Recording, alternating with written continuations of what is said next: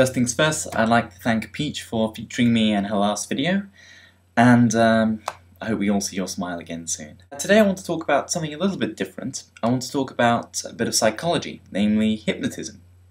Now, hypnotism isn't actually as mystical as it's been made out to be by the popular press and, films and movies and all that sort of stuff. It's really more of a psychological trick. When I say hypnotism, I'm using the standard definition, which is the creation of a mental state making the subject susceptible to the will and an inducement of another. Hypnotism has three main elements. They are obedience, peer pressure, and suggestion.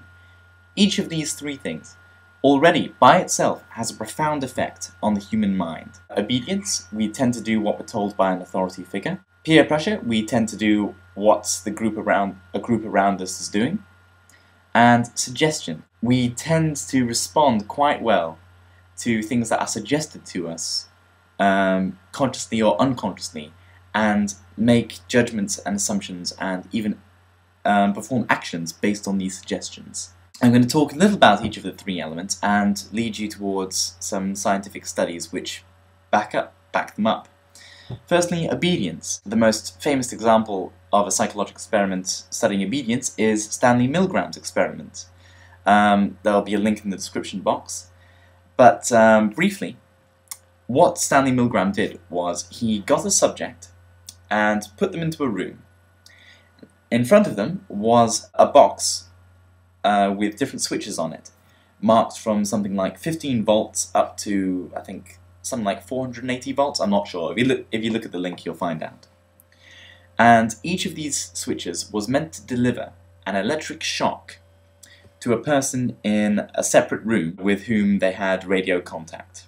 In the room with the subject was a researcher, was a scientist, a man in a white coat. And the scientist told the subject that he was meant to read out a list of questions over the radio to this person in the other room. And every time that person got a question wrong, the subject was meant to give him an electric shock by flicking one of the switches in front of him. And every time the answerer gave an incorrect answer, they would move up to the next highest voltage. What the subject didn't know is that the person in the other room, who they're meant to be shocking, was in fact an actor and was told to give certain responses to certain shocks. What Milgram discovered was that people would continue to shock this person, even if he started complaining about his heart condition, screaming in pain, and even when he went deadly silent towards the higher voltages, if the experimenter commanded them to carry on with the experiment. This isn't some authority figure like the police. This is just a man in a white coat who looks like a scientist, looks like he knows what he's doing.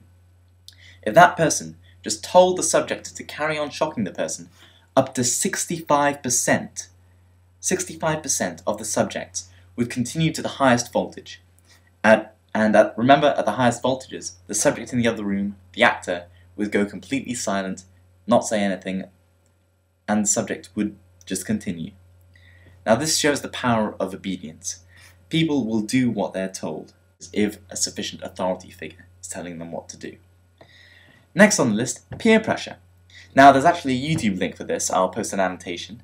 And this is actually quite a funny experiment. I've forgotten what the guy's name is. I think it's Ashk. And in his experiment, what he did was he placed a subject in a room with lots of actors, lots of people who were in on it, and told them all that they were going to take part in a test of their visual acuity. A scientist would come to the room, hold up several pictures in succession of different lines, and the subjects were told to identify which line was the longest. And remember, there's only one person in the room who doesn't know what's going on, all the rest are in on it, and all the people who were in on it were told, after a few initial diagrams, to give the wrong answer, and to deliberately say that one line was longer than the rest, when it clearly wasn't. And what this experiment showed was that eventually the person who wasn't in on it, even though he would initially resist the group, he would eventually conform and give the wrong answer. Even when he could clearly see with his own eyes that one line was longer than the rest, he would give the wrong answer simply because the group around him told him to. It just demonstrates that peer pressure, conformity, is a very powerful motivation on our behaviour, on our psychology. And finally, the power of suggestion. Now, for this I'd like to refer you to the experiments of Elizabeth Loftus, who I'd only discovered recently, and she's done work in the area of memory creation, creating false memories. And what she demonstrated, once again I'll post a link, what she discovered was we can create false memories just by being told to imagine ourselves in a scenario. She got a group of people and gave them a questionnaire about their childhood experiences. And after doing this, and after noting what their answers were, she told them to imagine themselves as a child and imagine themselves having certain experiences, such as breaking a window as a child. And she told them to fill this imaginary incident in with all these little details about like where the window was, how old they were, what they were wearing, all this sort of stuff.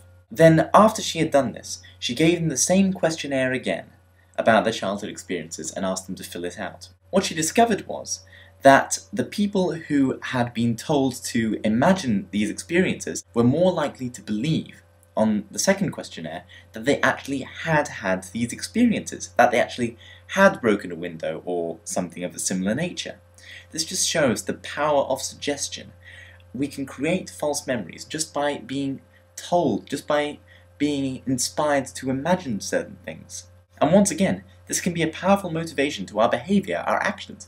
If we believe we actually did something which we didn't, we are very likely to behave in a different way. What hypnotism does, it combines all of these three elements, giving the hypnotist a very powerful method of controlling someone else's actions. I think people should be realising here that there's something quite scary about this. There's something scary about our human psychology being open to these three very powerful methods, which when combined can actually give someone influence over our own behaviour.